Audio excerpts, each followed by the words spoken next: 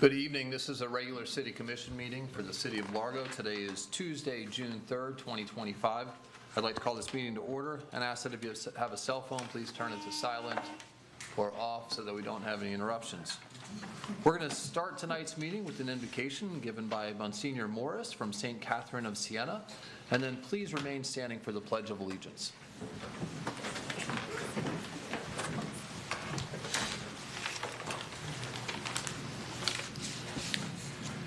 Let us pray. Lord, we ask that you accompany us as we seek your counsel here this evening. Send your Spirit upon our Largo City Commissioners and the residents they serve. Support us in decisions that are pleasing to you, Lord, guiding us to know your will, to make it our own and live it in our lives. Our community faces many challenges and opportunities. Do not let ignorance or partiality influence our actions. Rather, guide our efforts to serve the common good of our citizens and help us to recognize the needs of those seeking affordable housing, shelter, and health care. Keep our families safe, especially our children and vulnerable adults. Help us to bring an end to crime and give us the wisdom to protect the environment we have been entrusted with. And as we continue to recover from Hurricanes Helene and Milton, spare us during this hurricane season from all harm. Protect our homes and businesses from all storms and disasters. Grant us, may our elected officials, first responders, healthcare professionals, educators, and all who serve to build up our local community recognize our support and gratitude. Assist them in being true to the responsibilities they hold. Grant us peace and enlighten us with your grace, for you are God forever and ever. Amen. Amen. I pledge allegiance to the flag of the United States of America and to the republic for which it stands, one nation, under God, indivisible, with liberty and justice for all. Thank you, Monsignor. We have two ceremonial items today. First is Homeownership Month Proclamation. Whereas the importance of home ownership in American society impacts neighborhood stability and the nation's economic health, and whereas the City of Largo is committed to preserve and increase the level of home ownership in the city and participates in HUD's Home Investment Partnership, Community Development Block Grant, and State Housing Initiatives programs to support initiatives such as home ownership counseling, down payment assistance, new construction, rehabilitation of its existing housing stock, and affordable lower-cost housing. And whereas the City of Largo also commends the efforts of our community's private sector, its developers, lenders, realtors, and nonprofit organizations, all of whom are committed to keep families in their homes and to promoting the American dream to new homeowners in the City of Largo. And whereas the Housing Division of the City of Largo and its community partners are participating in the free 34th Annual Homeownership for People Everywhere Expo on June 28th to encourage citizens to meet and speak to housing counselors, lenders, real estate agents, community resource representatives regarding homeownership, and attend the 8-hour home buyer education course. Now, therefore, I, Woody Brown, Mayor of the City of Largo, Florida, on behalf of the City Commission, do hereby proclaim the month of June 2025 to be National Homeownership Month in the City of Largo. Good evening, Mayor and Commission. The City of Largo is recognizing the month of June as National Homeownership Month to promote the benefits for future homeowners. This coincides with the upcoming Home Ownership for People Everywhere, known as Hope Expo event. This is the 34th year of the Hope Expo, and the city has played an active role in this event that provides residents with the first steps towards home ownership. Diana Schwartz, she is the Vice President for Hope Expo, is here to accept the proclamation and would like to say a few words. Thank you. Mayor and Commissioners, thank you to the City of Largo for your commitment to provide resources for first-time homebuyers to step in the role of homeowners and build generational wealth.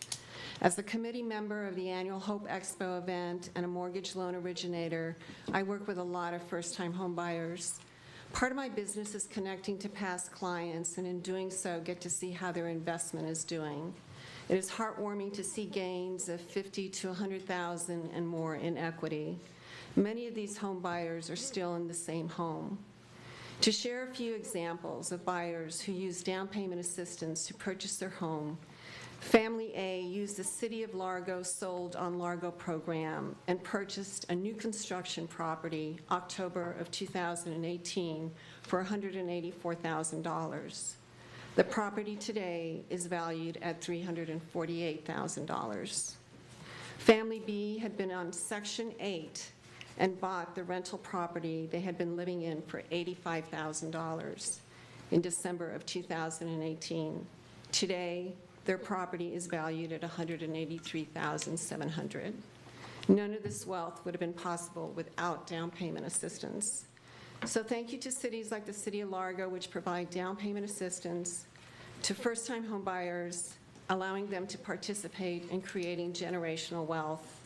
And thank you also to the agencies which provide the required education to qualify for assistance, and venues like the annual Hope Expo, which provide the resources for buyers to be well-informed.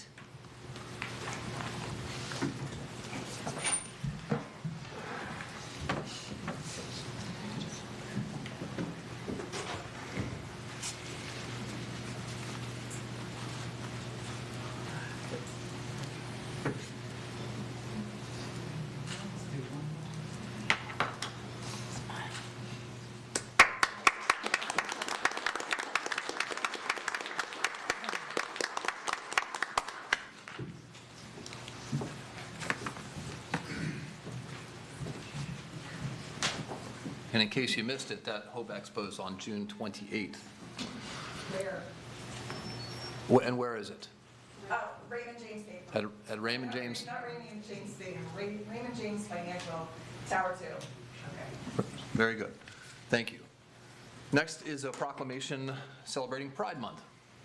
Whereas the month of June is designated in communities across the United States as Pride Month and a dedicated time to recognize the value of lesbian, gay, bisexual, transgender, queer, and non-binary individuals, and to acknowledge the history of prejudice and discrimination that continues to impact the LGBTQIA+ community, and whereas these individuals have made important and lasting contributions in all aspects of society, from business to science to the arts, in addition to promoting equal rights for all regardless of sexual orientation or gender identity, and whereas the City of Largo observes Pride Month through local events, as well as the raising of the Pride flag, which is widely recognized as a symbol of pride, inclusion, and support for LGBTQIA+ people, and whereas the term pride signifies promoting the increased visibility, self-affirmation, and dignity of this population, and emphasizes pride in contrast to shame and social stigma. And whereas during Pride Month, we recognize the resilience and determination of the many individuals who continue to confront barriers to live freely and authentically, and whereas the City of Largo supports a workplace and community in which all individuals are treated with dignity and respect. Now, therefore, I, Woody Brown, Mayor of the City of Largo, Florida, and on behalf of the City Commission, do hereby proclaim the month of June 2025 to be Pride Month in the City of Largo, and a dedicated time to reflect on the contributions, experiences, and value of these community members. Good evening, City Commission, leadership, and community members. The City of Largo is recognizing Pride Month this June as part of our ongoing commitment to being a welcoming community for all who live, work, and visit here. Pride Month is observed across the country each June, and Largo has been raising the flag in support of community recognition since 2019. First, I want to sincerely thank everyone who joined us for the Pride flag raising earlier this evening. It's truly a meaningful moment each year, not just for those who identify as LGBTQIA+, but for families, friends, neighbors who stand together in support and in recognition of a community that has not always felt welcome or included. This is an opportunity for the City of Largo to show that we are listening, that we care, and that we are committed to ensuring everyone feels at home here.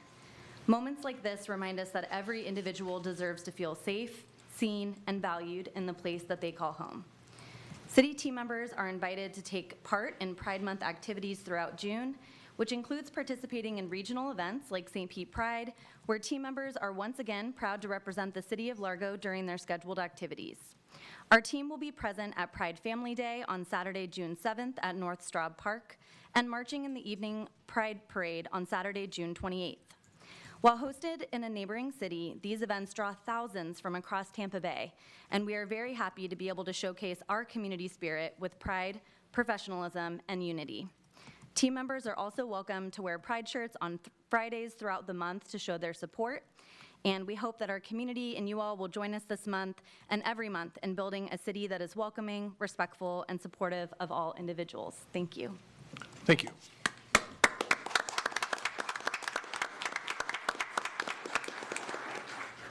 Next is citizens' comment. If you'd like to speak about something on the agenda outside of the consent docket, please wait until the item comes up. Do we have any cards tonight? Yes, we have 5 cards. First is Chris Ward.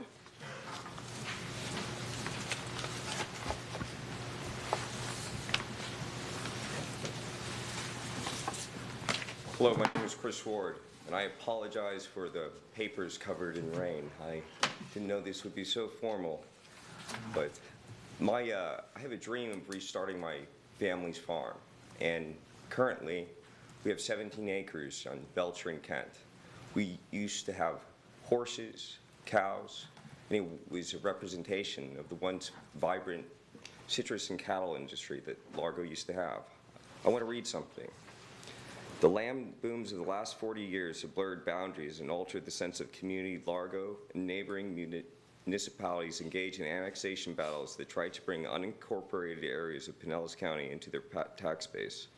Few remnants of the once vibrant citrus industry remain, and those that do have had to find new purposes to survive. So originally, this property wasn't even in the city of Largo. It was purchased in 1969. The formation of the city of Largo was May 7th, 1974. We had a barn. We had a fence that bordered the property. It was a functioning farm, and we want to return this property to its original use. You know, when you drive through Largo, you see commercial complexes, places being subdivided, and I think it would be a good thing to maintain in the area. That's all I have to say. Thank you. Thank you.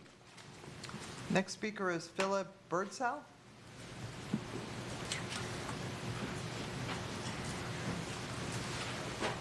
Good evening. Thank you for allowing me to speak this evening. Also on the same Valhalla Farms Ranch with Mr. Ward. We are also wanting to do a veteran get-togethers there for therapy and training classes and teaching. You got veterans coming out, such as myself and my business partner. My business partner fell off a mountain during training and broke both his legs, was in a wheelchair for a few years. He finally got out of this wheelchair back onto a cane when they said he wouldn't. And his testimony coming to this farm to help other veterans in the same way. And that's where we're at right now. Thank you for your time. Thank you. Next speaker is Sean Daly.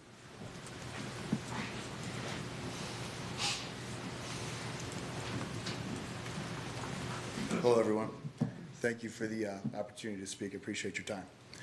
I'm a resident of Seminole, Pinellas since '03, class of '04, Seminole High School.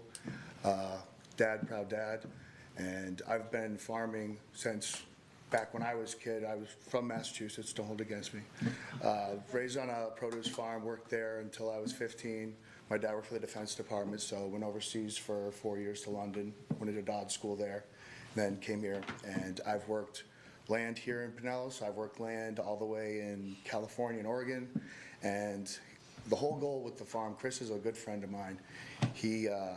He's got a really good opportunity to teach kids that agriculture and produce can still be fun. It might not be trending on TikTok, but it can be fun, and to be able to learn how to work the land and provide for your family and have a skill that will give you discipline. I know as a kid it kept me out of trouble. You know, you got work to do, it keeps your nose clean, you know, but there's a lot of opportunity on this farm for education. Like my other partner, Phil, mentioned, he's very humble. He's a very decorated Navy veteran, and his partner, James, is also a 100% disabled veteran who's a Marine. And they do a lot of stuff for veterans, and Chris was kind enough to open up his farm to them to basically create a platform to help people rehabilitate, to help people get back to a normal feeling of life after being overseas and, you know, dealing with PTSD. PTSD is a very real thing that people battle every single day. And we do currently have 3 cows on the farm, and there's a thing called cuddle cows, where people come and they want to spend time and hang out with the cows, and we'd like to expand on that. We obviously want to do everything within the confines of the law. We want to make sure we're compliant. You know, we're your neighbor, we're your friends, we're not enemies. We want to work with you guys, and hopefully that we can do something for education for future farmers of America, for Pinellas County. Like, it's a 17-acre property in such an area that you wouldn't think there's 17 acres anywhere in Pinellas now. And we have an opportunity to do something to give back to the community. We want to have a community-type garden.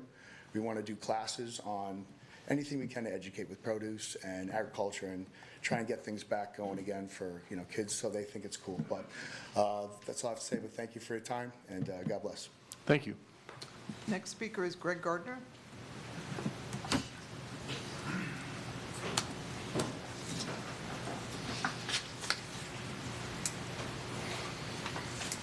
Good evening. I looked at the Michael Smith scenario. I looked at all the evidence, the cam, and God, I found this so unjust to run to ABC News. And what I found was this was a smear job. But nobody knows this better than Curtis Holmes. You know, 15 years, and if you don't toe the line, if you don't stay within a certain boundary, you stick your neck out, you take a hit. Out comes the city Leviathan, you know, and if that's not good enough, out comes the city sniper. Sure enough, they got you. Then in come, you know, crony Eric Gerard, and that's what he was a crony, and this is what this is about, cronyism. It was basically an attack on Smith's seat to install a crony and diminish him publicly for the 2026 race. And Smith's a good man. Smith is very conservative, fiscally responsible. We need him right now while the city is going through a spending spree, acting like drunk pirates. I really hope that I could be a part of your race for 2026. I think it was unjust what happened to you. You also have aspirations to be a mayor. I would support you all the way for this in your journey. And I think right now the city needs you, and it needs you to fight.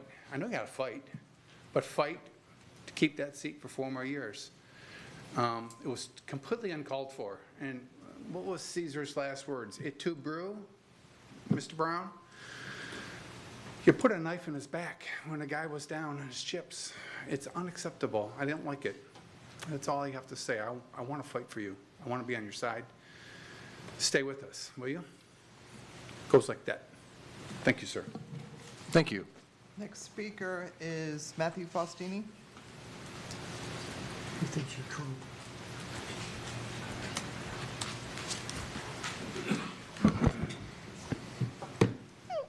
Good evening, all. Matt Faustini, 1015 Lake Palms Drive, Largo. I wanted to talk a little bit about pride, actually. And it's a fitting time for us to reflect on pride in our city, pride in progress, and the people who make up our vibrant community. Largo has a rich history, as we even heard from prior comments, from our early days as a citrus community to the diverse city we know today. This journey, like any community's journey, has been one of resilience and an enduring spirit of people coming together. That same spirit of resilience is the very heart of the LGBT community story. It's a story that is also part of Largo's story. We remember the brave stand taken at Stonewall in 1969, which is why we celebrate Pride in June, a moment that ignited a global movement for equality. But we also know that progress isn't linear. And we remember that path wasn't and isn't easy. There was backlash. A woman named Anita Bryant, all throughout the state in the 70s, was campaigning against anyone even gay teaching because they were afraid we were going to indoctrinate their kids. We've heard that phrase thrown around again. Sought to deny basic rights. It was a time of fear. We went through the 80s and the 90s despite the immense challenges of the AIDS crisis, the fight for visibility, between Don't Ask, Don't Tell, the Defense of Marriage Act. Our community has taken many hits, and we've come back stronger. And many of us remember the difficult chapter surrounding the termination of our former city manager, Susan Stanton. It was a moment that brought international attention to our city and forced our community to confront these complex issues. So today, when we speak of pride in Largo, we're talking about embracing that entire journey. It's about recognizing how far we've come, both as a city, but both as part of a broader human rights movement. It's about including these challenging moments because they have shaped us. You know, easy times don't shape you. It's hard times that shape you.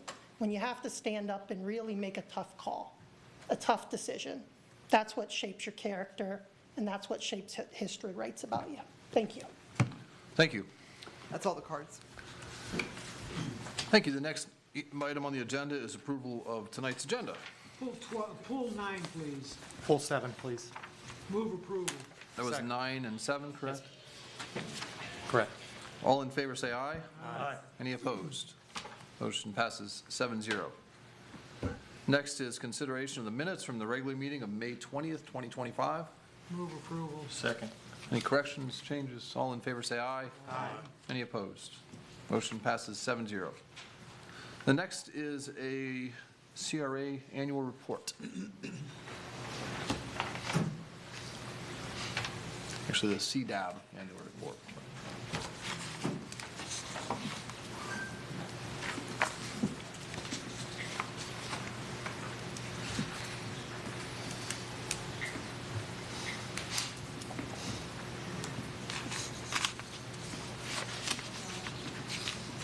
Good evening, Mayor and Commission members. My name is Vicki DeLeon. I'm here as Community Development Advisory Board member. I'm joined by Kimberly Mejia, Community Development Staff Liaison for the board, and I'm here to present the annual Largo Community Development Advisory Board report. The CDAB members also serve as Largo Community Redevelopment Agency Advisory Board. We work closely with the Community Development Department on programs, projects, and initiatives for the city. Briefly, the duties of the CDAB are to provide citizen input, advise the mayor and the city commission, and provide advisory services to the Community Development Department. In 2024, the board advised on the following highlighted items that align to the Largo strategic plan. Sustainability. The board provided approval for funding on public facilities capital improvement projects, the Housing Down Payment Assistance Program Administration, and the fiscal year 2024-2025 Community Block Grant Action Plan. Environmental Services Department provided an overview of the green initiatives in Largo. In public health and safety, the Community Development Advisory Board had an active role in the Housing for All initiative in 2024 by providing valuable feedback and recommendations. Due to updates in the Florida legislature, the sanitary sewer and the capital improvement elements in the Largo Comprehensive Plan were updated. The board provided our recommendation for approval to the commission. Community Pride. On Community Pride, the Station Entertainment Initiative, CDAB and CRAAB, both boards were presented the alternate development process. We also were presented the Keep Pinellas Beautiful adoption program to help keep the city of Largo beautiful. And the 2025 work plan, some items have already come before the board. Here's the work plan. Thank you for your time. Thank you. Thank you. Any questions?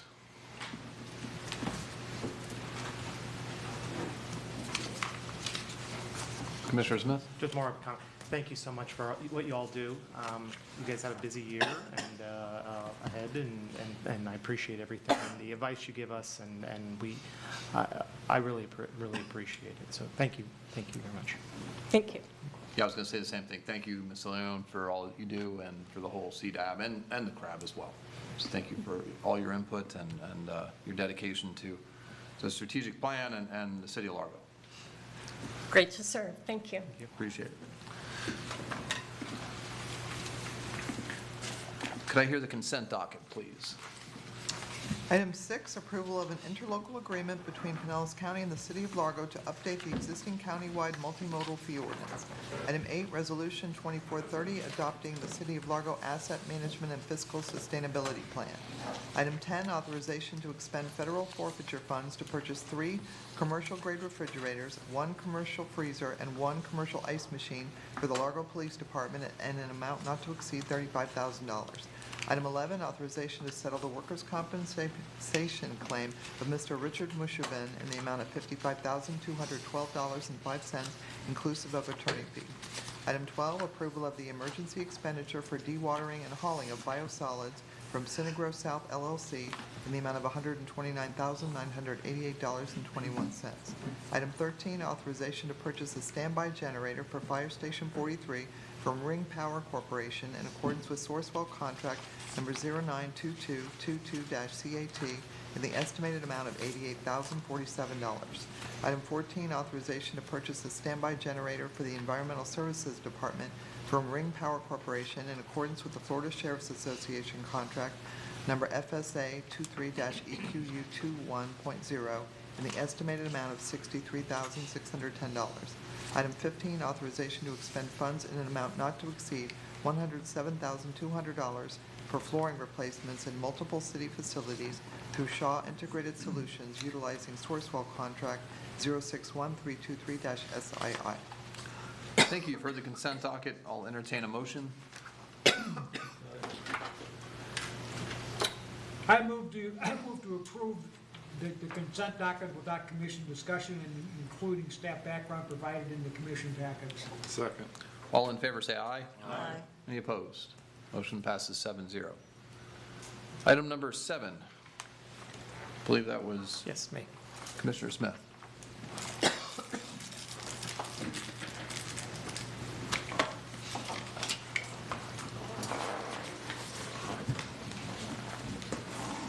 Good evening, Mayor. Good evening, Commissioners. So you probably know why I pulled this one. I'm not a big supporter of deep well injector wells. Being on the consent docket, I thought this was something just to pull so citizens can at home hear a little bit more about this because at the last moment I did have someone reach out to me, didn't know this was on the agenda, and they just wanted to know a little bit more about it. So in the document I'm reading through, basically we looked at 5 alternative projects to what we could possibly do with, basically this was a unfunded, to my understanding, correct me if I'm wrong, an unfunded mandate that came from Tallahassee to correct our nitrogen discharge into the bay, correct? To eliminate all Florida wastewater, surface water discharges, not just Largo, the statewide effluent surface water discharges. In 2001, the legislation passed. And I get that totally, and I like that you did the alternatives and what kind of went through each one of them. It keeps heading onto this injector well one. I know you've in the past said that St. Petersburg and a couple Florida cities do this. With this legislation coming forward, I know why we're kind of going at this now because we're applying for a grant possibly, correct? And we did not get that grant. We still have the small one from the Tampa Bay Estuary Program at $454,000. Okay, so now we're looking at projection, and looking through the plant, with other cities that are having to do this also, I'm assuming you all have had discussions throughout the county or even in the state maybe, or this area, about what they're doing. Have y'all? Everybody, because of the short deadline, when the legislation passed in July of 2001, the deadline in the Florida Department of Environmental Protection regulations made us bring them a solution by the following November. So the nature of the legislation eliminated the chance to regionally collaborate and compare notes on that to basically put every utility there on their own. As I mentioned in the past, some utilities that also have a potable water program have an advantage over that, because that water could be used as a resource, at their potable water plant. We don't have that option. You can see those other alternatives that we explored, and unfortunately, they're not there. We would have loved to have found a higher and best solution for these potentially 6 million gallons a day. What we are optimistic about is that 2035 opportunity to possibly sell our water to the Tampa Bay Water Authority to use for a higher and better purpose. Okay. So looking through this plan, there's basically going to be 2 injector wells and 2 monitoring stations Yes, sir. that we're looking at. This would start 2026? 6, yes, sir. 26, we're looking at doing this. The cost is over $28 million right now that we're looking to borrow, at least in the agenda I have, we're looking at a $28.6 million Yes, sir. borrow with a 1.19% interest rate, correct? Approximately, it'll be set when we take the first disbursement. It'll always hover around there, but it'll be at the state revolving loan rate. So let's say we take a loan disbursement every 6 months. Each of those 6 months disbursement will have its own rate, and then they'll set it at the end of the project into one, overall amalgamated rate from each of those semi-annual disbursements. Okay, now in But past, it will be extremely low. okay, and then on past projects, we've done this and we've seen costs go through the roof on things. I remember we were talking $20 million, now we're talking $28 million. By the time I feel like this is going to hit, it's going to be a lot more than that. I do have good news. We have received our bids for the well portion of the project. That actually installs the well and the 2 monitoring wells. That came in several $1 million under budget. So why are we asking for $28 million? We have, the finance also has to add in some loan handling fees that SRF has us in. Okay. When we ask for that loan amount, we do not have to exercise the full loan capacity. We only have to exercise what we actually need as the project, we get all the bids in. So in the end, we'll come back to you after the project's finished and be able to reconcile to you. And you'll also be approving each one of these contracts as we go along. So we'll be able to demonstrate, for instance, the well, contract is now $7 million and change. We'll be able to tell you the same thing for the piping that connects the wells to the effluent pump station. We'll be able to tell you, and you'll approve the SRF compliance services contract. So by the time we bring those to you in October, you'll see that total cost. And so far, we're tracking below budget, below that total number. Okay. The other, to someone at home, when injector well may not know, we're basically injecting effluent below the aquifer, correct? That's correct. So these typical wells that have been put in place in Pinellas County, St. Petersburg, they're typically about 1,200 feet below ground and well below the Florida aquifer that most communities or Tampa Bay water draw from. And how many of those wells in the last 10 years, if you know, have failed or had issues of cities that have them currently? I don't know that particularly For us, it's always going to make sure that we follow the best practices for well maintenance, don't over pump, push more water into that deep aquifer than it can accept, and be very kind and considerate to how we do it to get the most out of the lifespan of the well.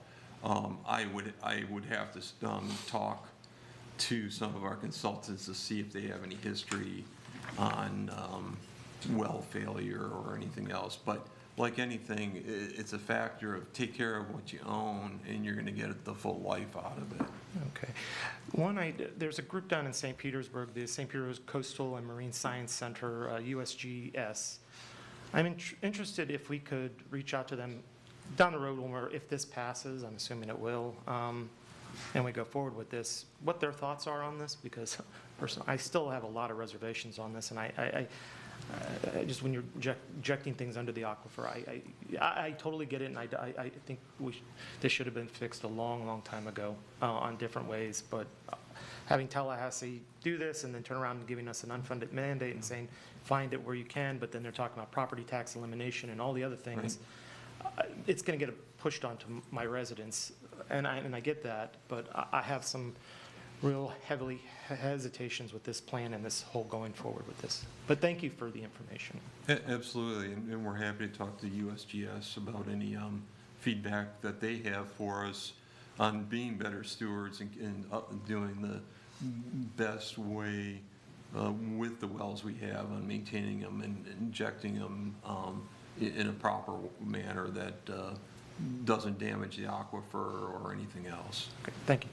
Appreciate it. Thank you. Commissioner DeBreezy. Thank you. More for resident education. This project that's been forced upon us by legislation is now factored into the capital budget for your department, correct? Or for this project? It is in the city capital plan. And that's driving a little bit of the rate discussion that's driving as well? It certainly is. Okay. Thank you.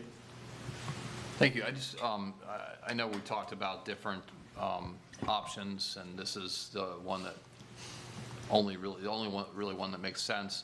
I will say I was in a meeting with some folks from Dunedin last week, and they've essentially turned off their reclaimed water system because they didn't have enough treated wastewater to go to the reclaimed water system. With that knowledge and the knowledge that Pasco County is 100% surface water, they basically put it all out through their reclaimed system with zero surface water discharge of treated wastewater for a long time. What do you think the end game is? I mean, I think that these wells have a lifespan. I think they're the only answer that we can devise right now. But to Commissioner Smith's point, I think tucking away treated wastewater to a spot that the scientists say it's going to be there for a long time is not dissimilar to shooting it off into space. I mean, and water's finite, so I don't know how good of an idea that is for a long-term solution. What do you think the length of this will be? As I mentioned, we are going to work very hard once the wells are in place to demonstrate to the Tampa Water Authority that we're a great opportunity to produce water, for them to produce potable water at some of the lowest cost that's possible in the greater Tampa Bay region.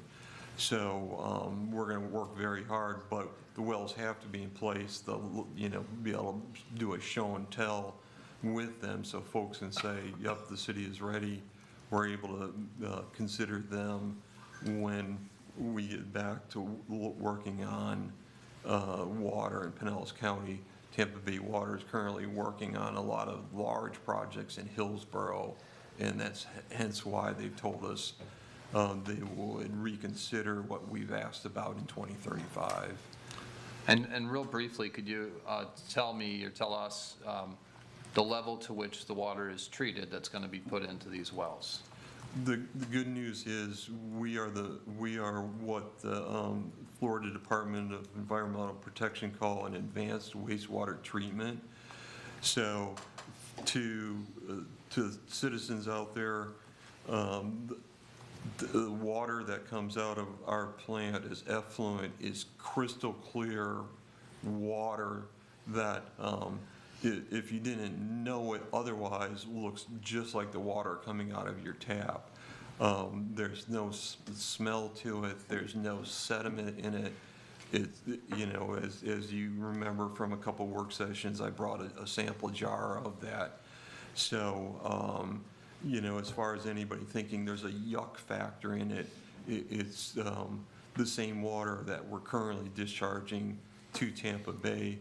On the positive side, you know, what I can speculate the 2001 legislation was and continues to attempt to do is stem the red tide issues that we have on the west coast of Florida.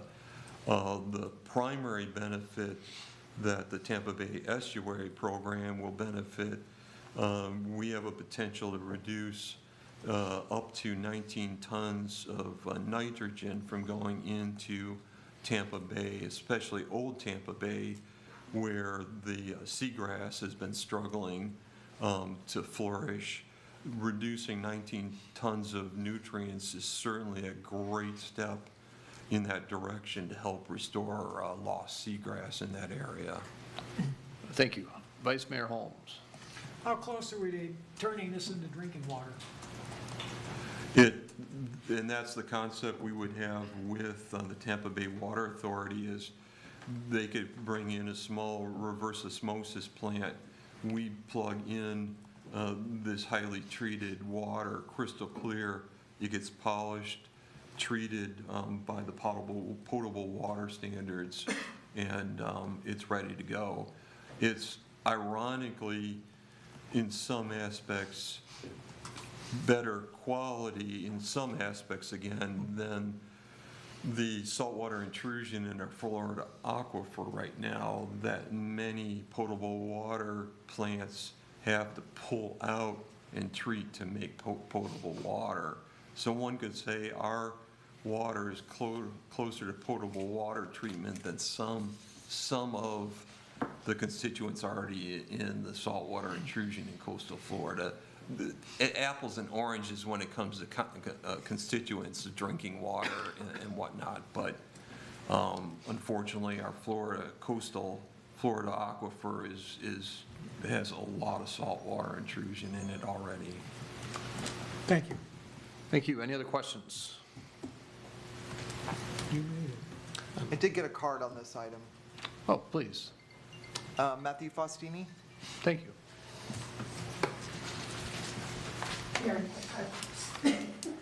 Matt Faustini, 1015 Lake Palms Drive, Largo. I just wanted to urge some of you, if you have a relationship with Commissioner Scheer, for 10 years, he's been focused on emergency wastewater retention ponds next to wastewater facilities. He actually, 10 years ago, designed one for the county that the county didn't. He just recently toured facilities in Manatee. So I think that should be a resource we're looking at too, because that allows you to, even if power's lost, anything, they're just ponds. So we push the retention, the water sits in the pond, and then once the power comes back up, it can be treated. So it's a really simple, smart idea. I know the land issue is an issue for us, but it's definitely something we could look at and that has county support. Thank you. Thank you. And I'm happy to address Mr. Fassini's statement. Remember, 2 capital projects ago with the wastewater treatment plant, we installed a $5 million 5 million gallon equalization tank to do exactly what this gentleman just pointed out. We would have the capacity at some point in the future to build on that capacity if we chose to do so.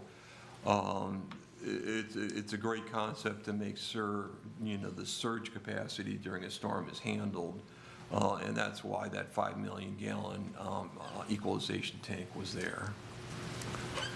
Thank you. Any other questions? I'll entertain a motion. I move to approve resolution number 2426. Second. I have a motion and a second. All in favor, say aye. Aye. Any opposed? No. Motion passes 6-1. Thank you. Next is item number 9, Vice Mayor Holmes.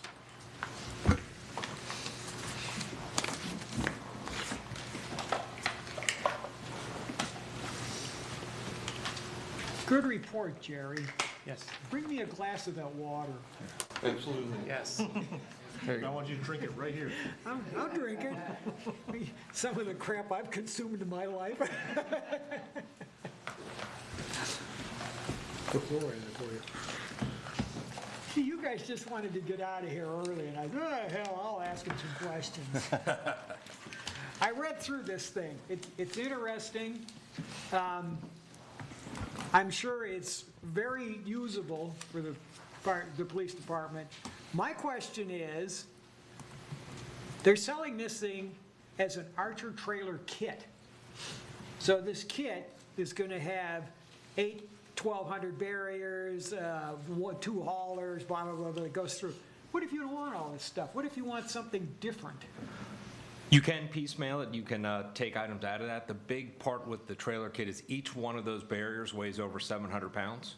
So the big issue for us is how do we move them, get them. You're telling me that this one, the Archer 1,200 barrier is 1,200 pounds? 700, over 700 pounds, sir. Am I? 700 pounds, that's correct. Really? Yes, sir. Okay. Yeah. So that's the reason for it. We have to have a means to actually transport them, get them to the location, unload them. Certain other ones we've seen, they require forklifts. We would be required to get either Public Works or somebody out there to help us move them around. This particular one, yeah, since they weigh 700 pounds, the trailer itself drops and raises, so one officer by themselves are able to load and deploy these and then put them back on the trailer. That's one of the big keys for us, given the weight.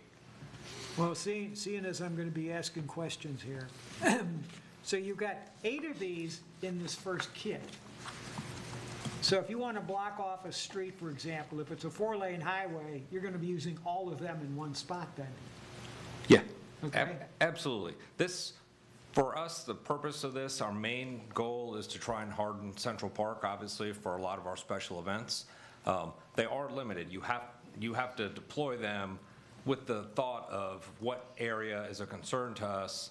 We're trying to harden certain areas where we could see a potential for a threat to the community when we go into our different events. So Lieutenant Cusimano is in charge of our special events. They write their reports, they do their assessments before all of our events in the city, going for safety and planning. So that's part of that. I'll turn that over to you as far as that goes. Yeah, these vehicle barriers are becoming an industry standard nationwide just due to the recent attacks. So that's why we're pushing forward with this. We've received several briefings. Some of them are probably law enforcement sensitive, but everybody's going towards these barriers just for obvious reasons. We need to harden the parks, the events, and parades. Anything that we're doing, we're going to try to harden as much as we can. So that's the goal here. Ideally, what they recommend is 2 barriers to block a major lane. So what they typically do, I know in Safety Harbor, when they have like their 3rd Friday, they use these units. They'll take 8 of them and they will block the 2 main points of Main Street. So they'd shut down Main Street, and that's their main objective. The side roads, that's what we have to plan for. We'll use other instruments for that. But obviously, this is the initial setup. We had them come out. They went out to Largo Central Park. They stated these 8 would help us harden the park. And then we can use them, obviously, in other sites for different events. And these can be used in conjunction with large decorative planters, vehicles, trees. So obviously, we're going to try to use as much natural barriers as we have, and then these will augment where there's large gaps or where we need to put in, fortify, just so that we can't have, vehicles or trucks driving into Central Park during an event. What do you just have minimal training you have to go through to see how you hook all this stuff up? Or is it just? They have training as part of it. When you purchase it, they do training to show you how. But yeah, basically, you can see in the photograph, it's based on the trailer. You put them in there, you're able to maneuver them. It basically comes fairly simple. It comes with a long steel pole, and it's got wheels on it. You can Yeah, I tilt looked it at up this and thing. adjust them. I mean, even members of the commission could hook this stuff up. Well, some of it. Thank you. You're welcome. Thank you. Any other questions? I think it's great. I'm going to read them, I'm going to do this the right way, where, if you want something pulled off the agenda, you got to add it back on. I move to approve authorization to expend federal forfeiture funds for the purchase of mobile anti-vehicle barriers and a trailer to transport them for the police department in the estimated amount of $130,000. Second. I have a motion and a second. All in favor, say aye. Aye. Any opposed? Motion passes 7-0. Thank you. Thank you, Joe. Ladies? Now you can go home. Next up is ordinance number 2025-19.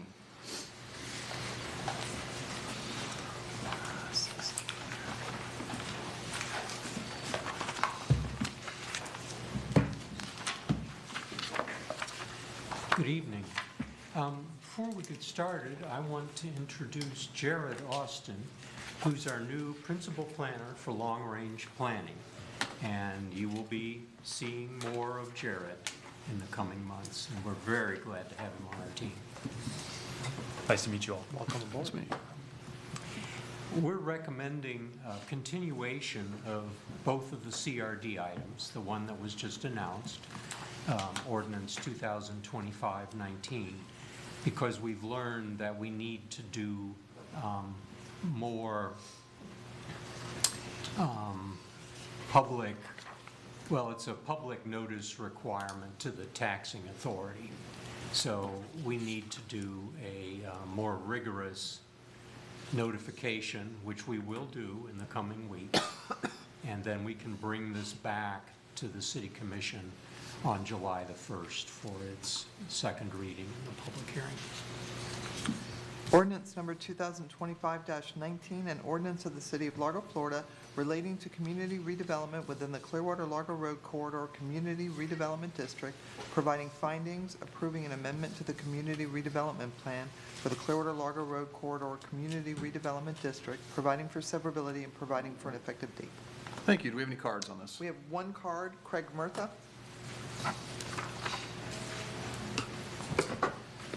Hello, Craig Murtha, Largo.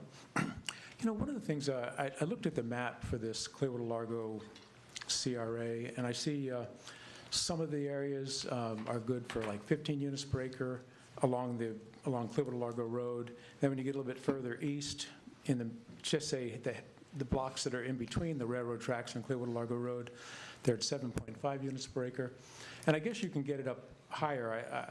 I guess you can probably double that with some type of a housing for all benefit, but that'll only get you up to about 15 units per acre. So if somebody wanted to build townhomes there, they'd be held down to 15 units per acre. And a lot of times in urban areas, you can do townhomes up to 24 units per acre. And by the way, I'm not absolutely sure about the 15 units per acre, but that's what I got, because I know somebody who's got some property in there, and it's rental houses, and they were talking about selling them, and I said, well, maybe they can be marketed as a redevelopment site. And when we looked at it, and I contacted the city, they told me they could do a maximum of 15 units per acre. And when I analyzed it, and I thought about what could a developer pay if they can only put a few townhomes there, it just didn't seem to make sense. I think those properties will end up being sold again as another old rental property. And I don't know if that's really what you want. I think that what you want is more development in there. So I just feel like getting it up to at least 24 units per acre somehow would be a good idea, especially in those middle areas. As a matter of fact, I don't understand the way a lot of the areas along Clearwater Largo Road have the higher units per acre, 15 units per acre, then maybe you can get it up to 30, with some bonuses. And then in the middle, it's lower units per acre.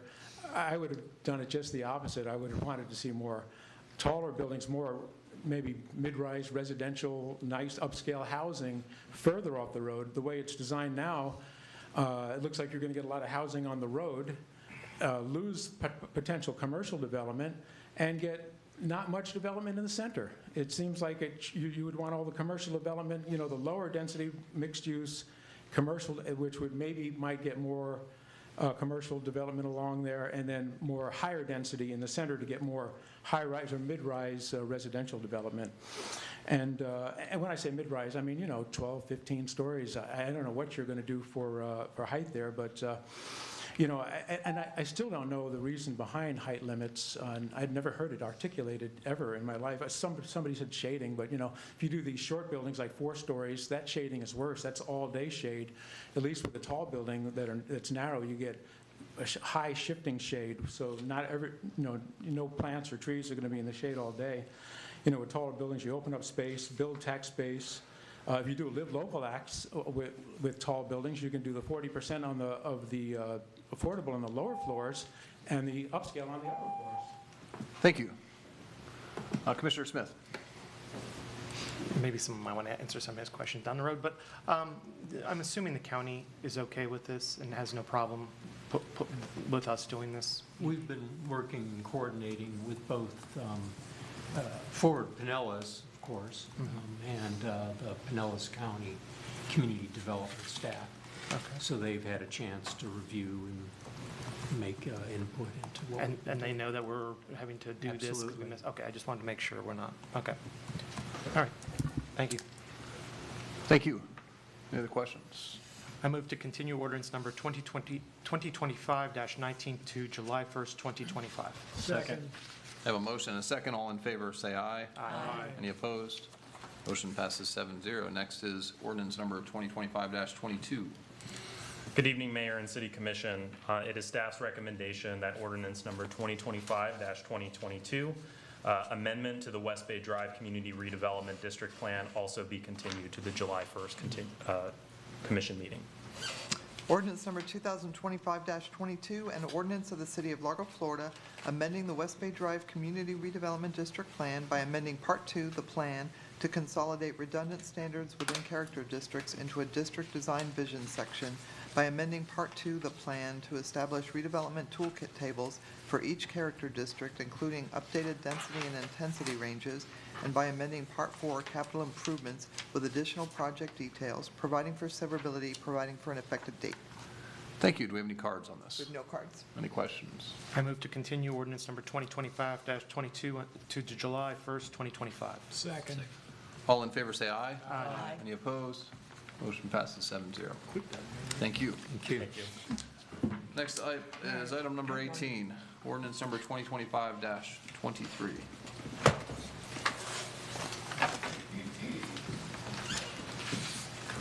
I'll slow down.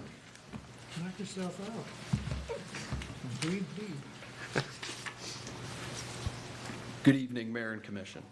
This is the second and final reading of the Q2 budget amendment. There is one change to this item following first reading. The $239,000 donation to the Central Park Performing Arts Center is being moved from the general fund to the Performing Arts Center fund. The funds for the Central Park Performing Arts Center's backstage infrastructure renovations will be expended from the Performing Arts Center fund. There are no other changes.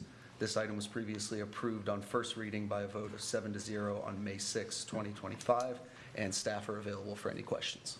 Ordinance number 2025-23, an ordinance of the City of Largo, Florida, amending the fiscal year 2025 budget adopted by resolution number 2406 as amended by budgeting $1,645,900 to fund a fuel tank replacement financed by multiple city funds, to renovate Central Park Performing Arts Center backstage infrastructure, to replace flooring at the community center, and to replace 4 life safety inspector vehicles damaged in Hurricane Milton, all as described in Appendix A attached to this ordinance, providing for severability and providing for an effective date.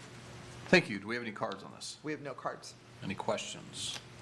Move to adopt ordinance number 2025-23 on second and final reading. Second. I have a motion and a second. All in favor, say aye. Aye. Any opposed? Motion passes 7-0. Thank you. Next is item number 19.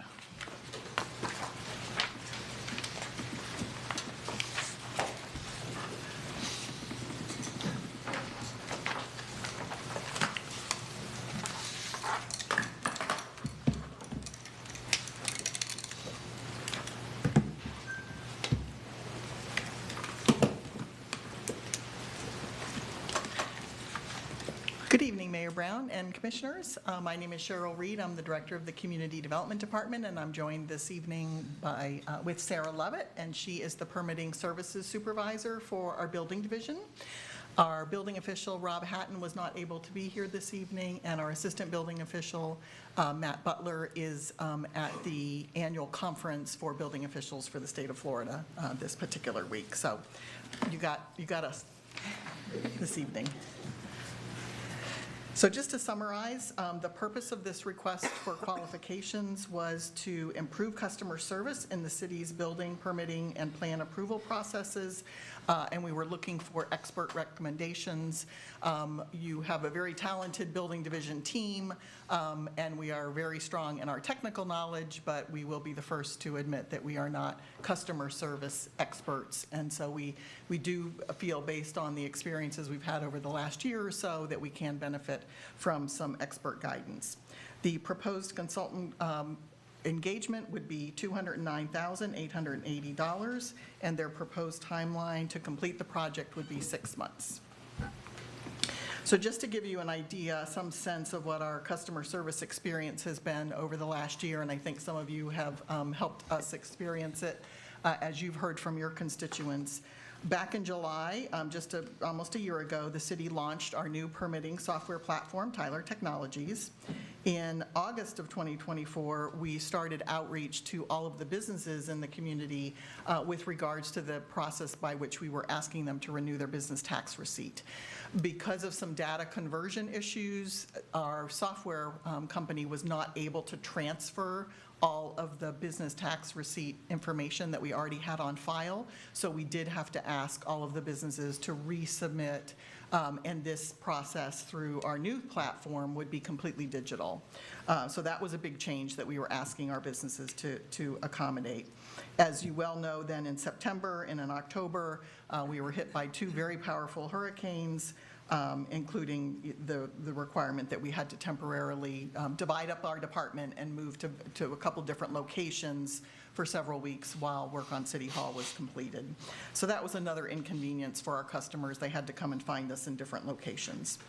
Also, from October through December of 2024, we did host a number of neighborhood and community meetings trying to help the community understand substantial damage and the FEMA 50% rule.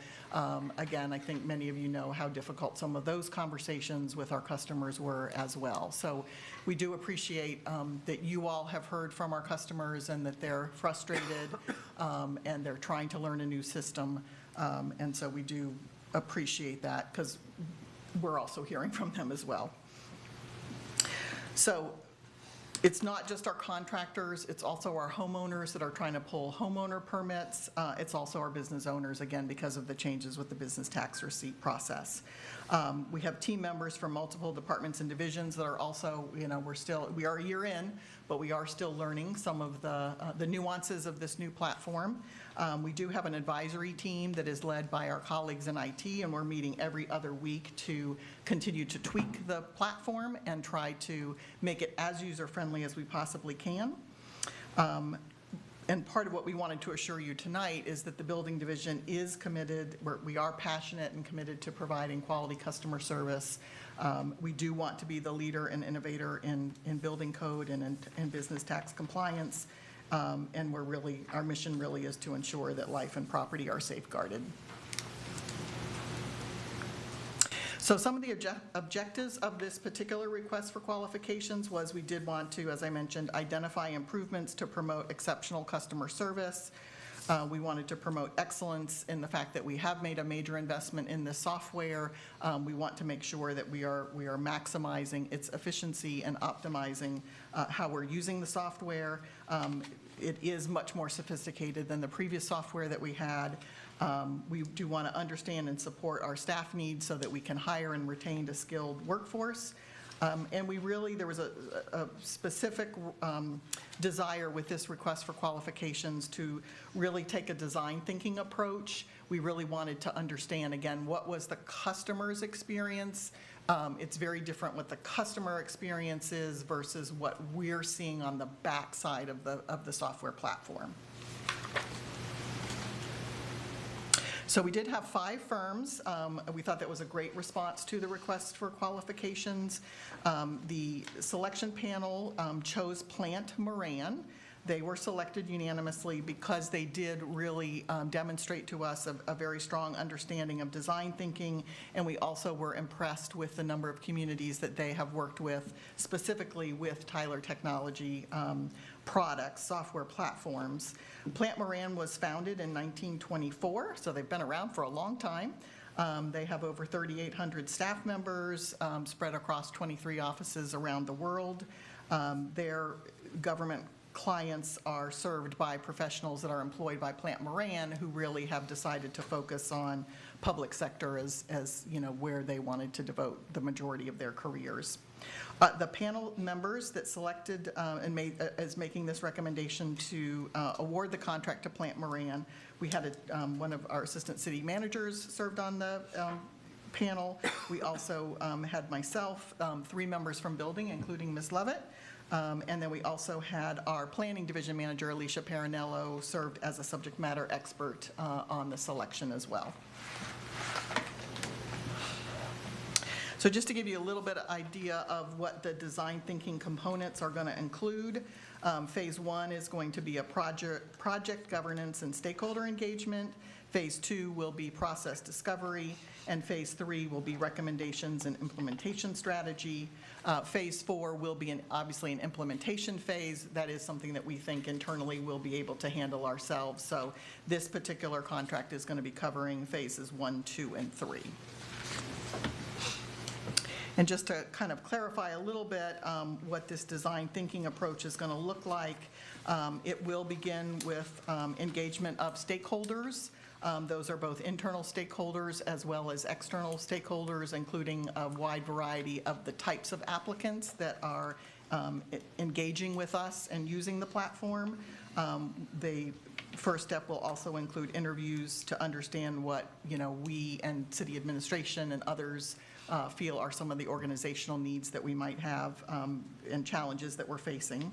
The second step is the ideation stage, and that's where they will actually conduct the stakeholder interviews and do surveying, and then begin taking a look at some of the process mapping, not in an effort to necessarily change the software, but again, to understand what is the applicant's user experience as they're navigating the software platform.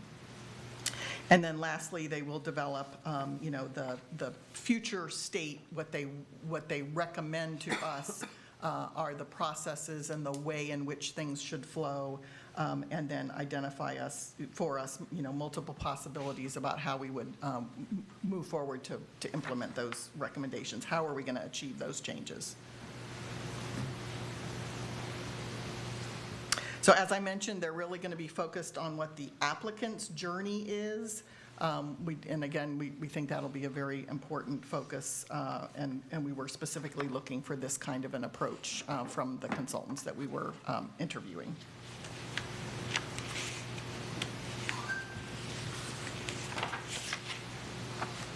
So we will be using feedback from city staff and obviously stakeholders to really identify what are the key issues, what are the key opportunities, what can we tweak, and what can we change to really make a difference and make that user experience for our customers smoother, faster, and less frustrating.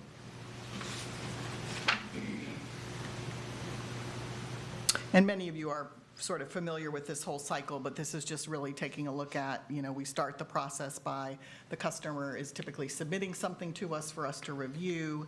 We move around to, for instance, to step 4, where hopefully we're to the point where we're able to issue a permit of a certain type. And then that moves, it's in, for instance, step 6 to when the building inspection team is engaged and they go out and inspect the work. To number 7, which is where we're always trying to get to, is that permit closeout, where they have met all of the requirements, the project has been built to the plans, and we're able to issue a certificate of occupancy, or they're able to open the business. So we're going to be looking at all of those 7 steps in that process. As I mentioned earlier, one of the reasons why we were impressed by Plant Moran is they really have done a lot of work in the state of Florida. So this map does indicate some of the jurisdictions and local governments that they have worked with, and you can see that there are a number of them denoted in the lighter color there. Those are local governments that they have an ongoing contract with, and they are helping them to optimize their permitting software. So again, just to dive a little bit deeply more into the phases, the first is the project governance and stakeholder engagement. So some of the deliverables that are going to come out of this are a project management plan, taking a look at what the governance structure is for the engagement, a project charter, exactly what the schedule will be, and then beginning to identify who are all the stakeholders we want to talk to, that they want to talk to, and how are we going to engage those stakeholders? How are we going to get them to respond to us and agree to participate? Phase 2 is the project delivery. Some of the deliverables here are going to be where we'll start diving into the technology application itself. And also, again, engaging the stakeholders, doing some pre-interview questionnaires, starting those interviews, and then identifying issues and opportunities that the consultant thinks that we should be exploring further. The last phase is going to be the recommendation phase, and so some of the deliverables there will be, they will be providing 2 on-site change management visioning sessions.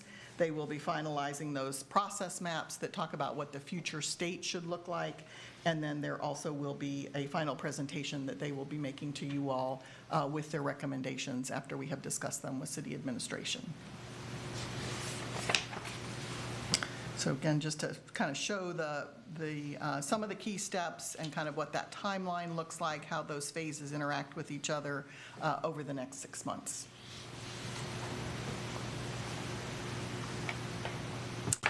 Again, these are some of the more detailed reasons why we thought that Plant Moran had specific qualifications, particularly relating to the permitting process. And these are some of the things that some of these we are already doing. But again, there might be some recommendations that they will have from a customer service perspective. And so we'd like to hear what their recommendations would be in that regard. Here's a more comprehensive list of all of the both counties, cities, and special districts that they've worked with in Florida. So as you can see, Florida is a popular state for their services. So in terms of next steps, in July we would kick off have a kickoff meeting with them. And as you probably saw from the agenda memo, at the current time, the funding for this particular engagement would require a budget amendment. There is funding within the Construction Services Fund to pay for this engagement. So just similar to the agenda item you had just before this one, the Office of Performance and Budget and Community Development would be back to present a budget amendment for your consideration. We hope to wrap up the recommendations in November and have conversations with city administration about their recommendations specifically, and be prepared to come back in December, January timeframe to a work session to potentially discuss those recommendations with you in more detail, and then hopefully be able to bring forward firm recommendations in the January, February 2026 timeline. And that concludes our presentation this evening. We're happy to answer any questions that you may have. Thank you. Do we have any cards on this? We have one card, Greg Gardner.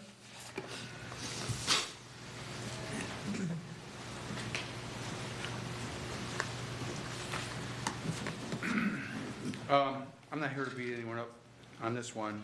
My experience with Hatton and Butler were excellent. This was during COVID. And the staff were also, they were excellent. This is money well spent. I mean, you know about this. I mean, the homeowner and the customer service is just not there. But what I'm here to talk about is the disparity and the privilege between the savvy contractor, right? Or the savvy guy who knows how to, and Joe Schmo, the homeowner over here, he's never done it before. That's where the issue falls. So, the contractor, he can fudge and bend the rules, and he can run an eternal permit. And that's why I gave you these two examples. There are only two of like 12 I have, where it's like they can get away with murder. They can do anything they want. They do whatever. They know how to work the system. That same set of rules needs to apply to me, the homeowner, Joe Schmo, or whoever's house got flooded. You know, fudge a little bit. But no, the homeowner gets a hard line. So training, there has to be some type of mediation between the two different types of rule settings, between the savvy contractor and Joe Schmo, the homeowner. Now me, I pulled a permit and I did everything right, but I didn't finish quick enough. And I got my house fined and liened because the code enforcement people, Nazis, came out and got me. And hell, my Structall assembly didn't even come until in between the first code hearing and the second. And now you're fine and lien my house. So this is what goes on with Joe the homeowner. Whereas you see in these two examples, you have Richard Coates. Oh my gosh, this is ridiculous. I mean, he's got a foam roof. He does a permit just for a small room addition, but does the whole house inside and out and all the windows and gets away with this. And it's a blight. And it was a drug house. The sheriff's cleaned up, by the way, for me. But Coates has got privilege because of his credentials. And then you got Glant. He's running a garbage house. It's a dump. You can clearly see it's not finished. He's got a massive truck, unregistered trailers, swamp buggy. The neighbors are going to come in next time, by the way, and they're all going to gang up on you. This guy gets away with absolute murder, homesteaded, and then switches over to a corporation, another corporation, still doing the homeowner builder permit. So this is about disparity. That, like, I want to be able to fudge. Okay, I want to fudge the rules some. You know, give us some breaks. That's all. Thank you. Thank you. Commissioner Smith. First, you kind of answer, I think I caught it. Where's this 200, and I support this. My citizens need this, and y'all, and I get customer service needs to be better at it. Where did you say this $209,000 is coming from? What fund? So it will come from the Construction Services Fund, or that will be our recommendation to you when the budget amendment comes before you. So that is the fund that receives all of the income from permit fees that applicants are paying to receive a building permit. Okay, and it's not going to hurt any other, I'm assuming this wasn't planned. Were you guys planning anything else where this fund kind of now pushes something back? No, the fund does currently have a surplus at this current time. Okay, and my next question is to the consultant firm. Where did they rank out of the 5? Were they the low, medium, or high of the prices? So this was a request for qualifications. So what all of the 5 provided to us was what their qualifications were, not necessarily what they would charge to provide this engagement to so once we selected Plant Moran, then our procurement team members negotiated with Plant Moran on what the charge would be for the engagement. Okay, and just when we were looking at this, I'm starting to find consultants coming up a lot on things, and that happens, I guess. But when we were looking at the software, I would assume we would have thought, we're new at this. I believe I remember asking about Pinellas Park having it. Yes. Did they have any comments or things that they had to go through customer service training or anything like that?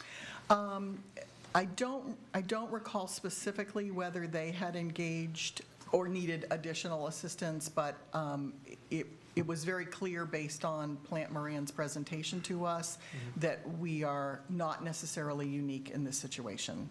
And one of the other interesting things about Plant Moran is not only did they have experience with our particular software, but they also have a lot of experience working with other permitting software platforms like Acela, which is, for instance, the platform that the county uses. Okay. So it wasn't just that they are knowledgeable in one particular permitting software platform, but they were knowledgeable about all of the premier permitting software platforms that local governments are using.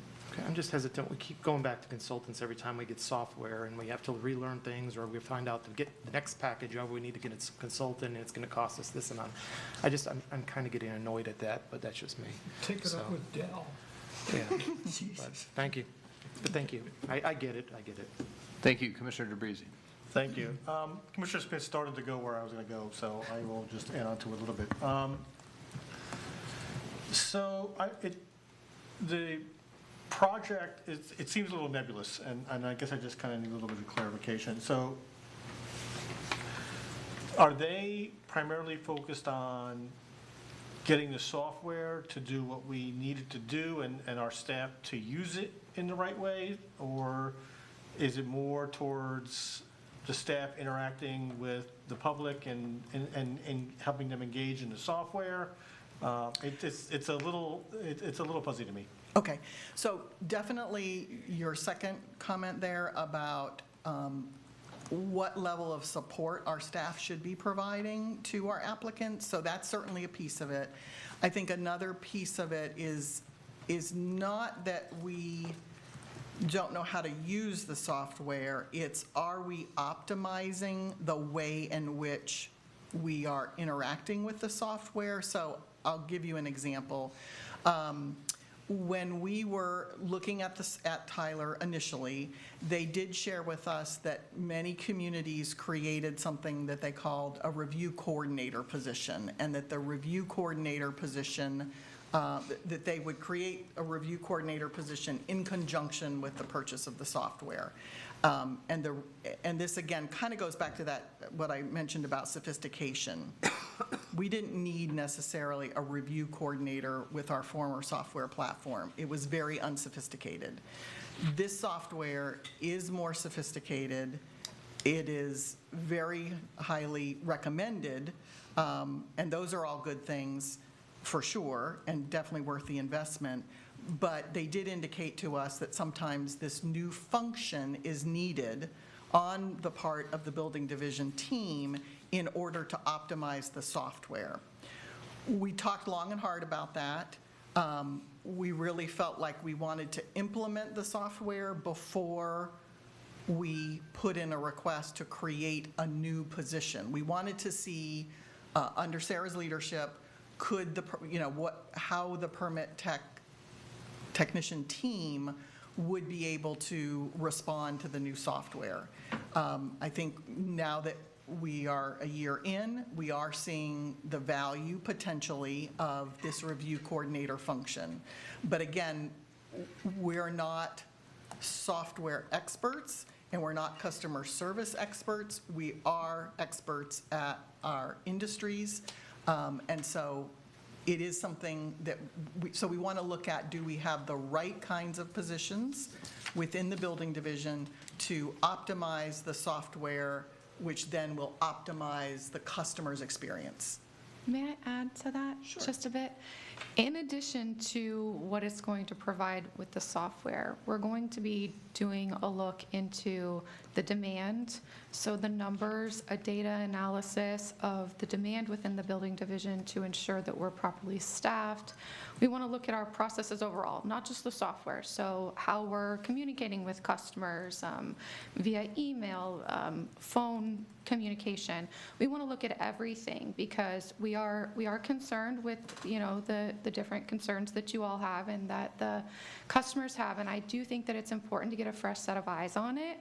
We've done our best. We've made some recommendations ourselves, but we do think that getting the experts in there to take a deep dive and look at maybe some blind spots that we have would be really beneficial. Okay. Do you happen to remember how much the purchase and implementation of the software cost? It was in the $3 million range. So I don't want to make it sound like, it almost sounds like the software got out in front of us a little bit, maybe. And it's kind of a bad way to put it. I couldn't think of a better way, but I understand what you're saying. And where I was going with that is that I think it takes, to applaud you, it takes a lot to recognize when the change needs to be made and improvements need to be made because, we've heard, well, you may be having, while you're learning the software, so is the general public, and it, you hear terms like wonky and got kicked out and those kinds of things. And, so I think, this is the right idea. And, again, applaud you for recognizing that, let's try to do some things to improve. And I asked the cost of the software, and I didn't know it was that much. I couldn't remember. So, I mean, this is in the grand scheme of things, a smaller amount of money compared to the cost of software. So, but I hope it works out. I hope you all are, diligent at it, and I know you will, and I look forward to hearing updates. Thank you. Thank you. Commissioner Johnson. First, I'd like to say thank you. I'm excited to see the self-evaluation. I know in our organization, when I work with, we have to constantly look at how we're doing things and get some outside viewpoints and to make sure we're doing as good a job as we can. And certainly when you're dealing with a new software package, sometimes it takes a couple of years to get it, to realize, hey, we're not using this right somehow. I'm actually going through this right now at my work, so I'm excited about that. A couple questions. Are the fire marshal's office, are they part of this evaluation as well? They are, and so they will be engaged as well, and they also are on that advisory team that meets every other week as we internally make tweaks to the system as well, because yes, they're a very important, high utilizer department of the software. And I'd like to be a resource in that I sit on the Associated Builders and Contractors Association, the American Fire Sprinkler Association, the Fire Equipment Dealers Association. So I can put, this group together with, experts and Great. People that are high users, at least for us or locally, and could talk about comparisons. And I love that we're going to look at the virtual inspections. I think that's, we do that a lot already. It saves our team a lot of time here, especially for smaller inspections. It's, very useful and really helps leverage time. So very excited about that as well. Thank you. We will be in touch. Yeah, thank you. Thank you. Yeah, I also want to thank you all for doing this. I think that ultimately it's going to make your life better, our customers' life better, contractors' life better. So all those things should improve. I had a couple questions. Do you know roughly what the construction services fund, what that annual budget looks like? I do not. Okay. Do we know roughly? It's about $2 million a year. So about $2 million. So we're talking about like 10% of that to make things way, is that right? Right math, yeah. 10% to hopefully make things a lot better. So that's good. I know that in the presentation there was mentioned about business tax receipts and kind of the jumble with that, with the new system and the information not being migrated over. And I think I heard that there might be some discussion about looking at the costs or the price scale of business tax receipts in the city, because it's extremely convoluted, and it's kind of tough to navigate. And do you think that possibly that's something that we're going to look at in the near future as far as making that a little more streamlined or a lot more streamlined? Sarah will Yes. sing from the mountaintops. Yes. We do have aspirations to completely change the way that we are, the ways that our fees are structured. I will have you know it's quite the process because it's governed by 205 statute, Florida Statute 205, so you have to adhere to the regulations within that to do the fee study and to change it properly. However, we do plan on doing that in the near future, and we do plan on making it much more streamlined. Yeah, So, right. yes. Okay, great, thank you. Commissioner Johnson, you're all done. All right. Any other questions? I move to approve RFQ number 25-Q-831, building permitting and plan review customer service engagement services to Platt and Moran PLLC in the amount of $209,880. Second. I have a motion and a second. All in favor, say aye. Aye. Any opposed? Motion passes 7-0. Thank you. Thank you very much. Thank you. Mr. Zimmett, anything this evening? I have nothing. Thank you. Commissioner Johnson? I just want to say how much I enjoyed the Memorial Day, how just impactful that day was in the park. The Mayor and Commissioner Lowry did a fantastic job in that presentation. Our whole team, Parks and Rec, and all of our veterans and police and fire honor guards. Just fantastic moving day. It was a great way to start. Thank you. That's all. Thank you. Vice Mayor, I'm sorry, Commissioner Smith. Just first start off, a couple weeks ago, the Suncoast League of Cities hosted their award ceremony and everything like that. And at the event, the mayor could not attend, and I was able to collect his award for home rule That's for not on the 2025. agenda. I know, that's why I said it at the end. But I wanted to present him and thank him for all the work he does for the Suncoast League and for the state and city up in Tallahassee for us. So thank you so much.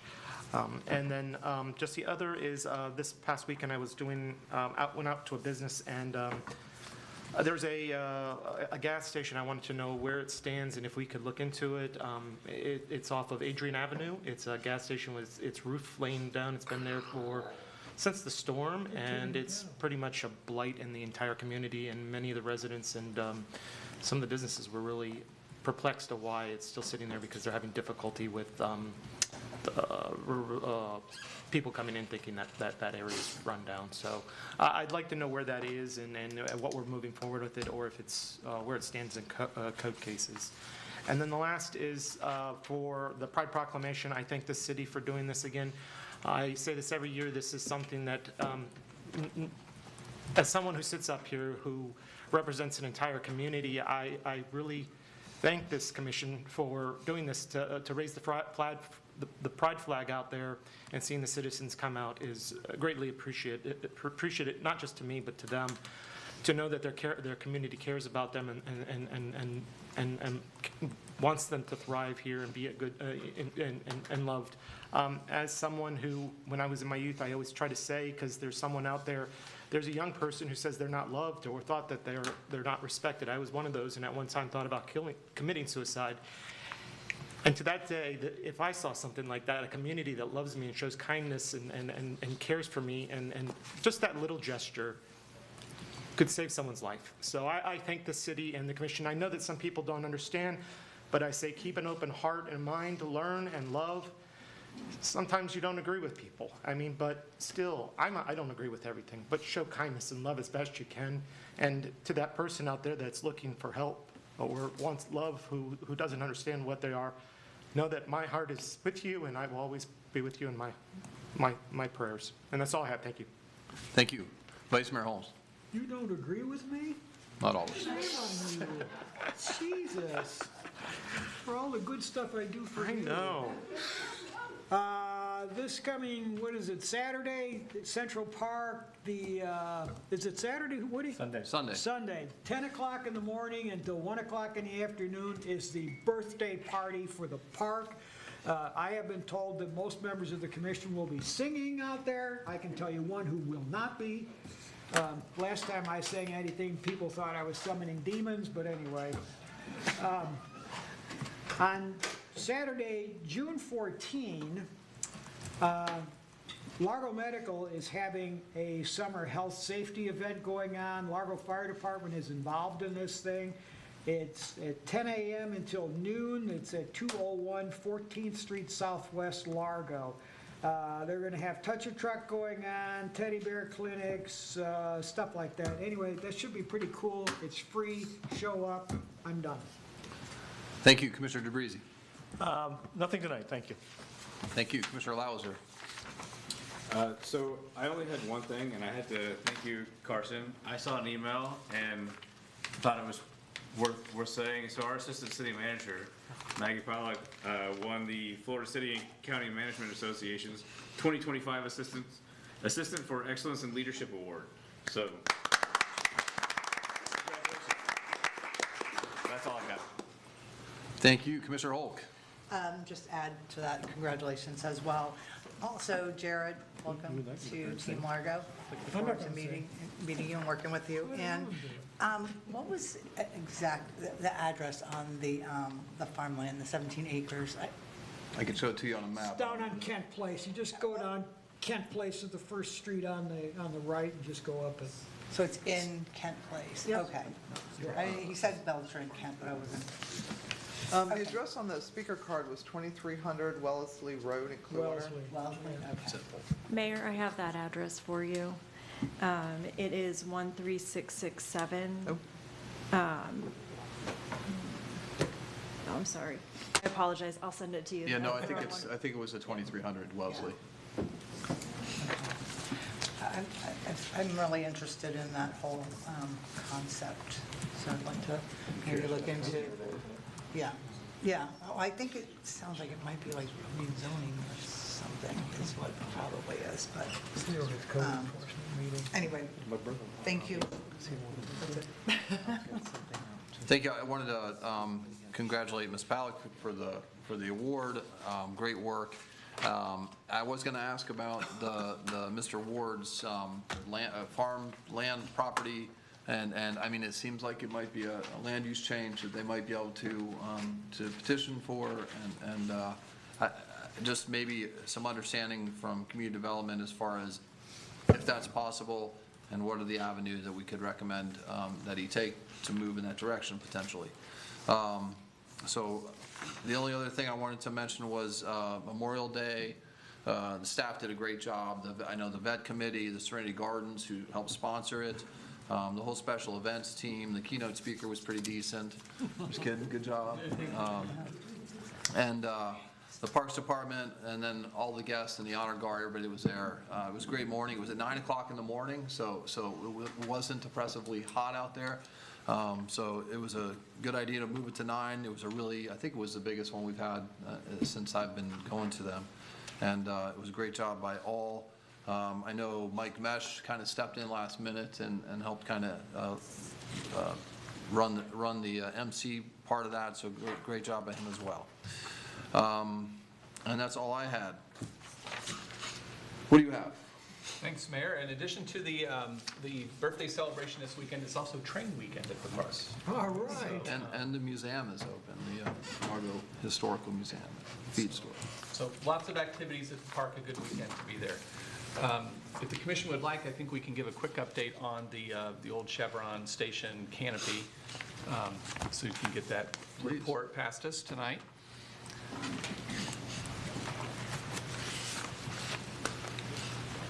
Thank you. Yes, so that property has been cited, and it will be going in front of the special magistrate because it is not in compliance, obviously, and needs repairs. So that will be at their June 12th meeting. The property owner has had trouble engaging a contractor. He had a contractor, and then that particular contractor was not able to move forward to do the work, but we are continuing with our enforcement efforts. Okay. Thank you. Thank you. Also want to remind the community that our hurricane awareness information is up on the webpage. We're asking everyone to please see that. We'll be including mailings and other items to, again, raise awareness for hurricane preparation. Do want to remind the public that if there are trees in your right-of-way in front of your house, please check with the city before you go after them. Cutting them down, they're city property in many cases. We've had several incidents lately of property owners who have cut down old growth city oak trees, and we will be looking to replace them. So again, please feel free to check with the city and our arborists. We're happy to consult with you on the condition of your trees, and if they belong to the city, we will trim them and take care of them. But it's kind of beyond residents' ability to go cut them down without talking to us first. So are we allowed to trim them, like pay to have them? Yeah, I think our preference would be that if they are in the city right-of-way, and again, please check, not every tree in your front yard is in the city right-of-way, but please check first, because we'd be happy to consult and take care of that, rather than have residents do their own work. We had some very poor attempts at trimming trees lately that probably killed 2, again, old-growth trees in our right-of-ways. So please get a hold of us. We have staff available, and we're happy to consult with residents. Finally, Horizon grand opening October 3rd. We are seeking sponsorships for the big event. So if your neighborhood, your community, your business wants to be part of the grand opening, reach out to the city manager's office and we'll connect you with sponsorship opportunities available to get your name in lights in addition to our grand opening of the new city hall. Greek salad with potatoes in it? Thank you very much. Any action items? I had one. Commissioner Smith requested that staff reach out to USGS to see what their thoughts are regarding the injection well project. And I had the other one about the gas station. Has that been answered? Okay. Thank you very much. Meeting is adjourned.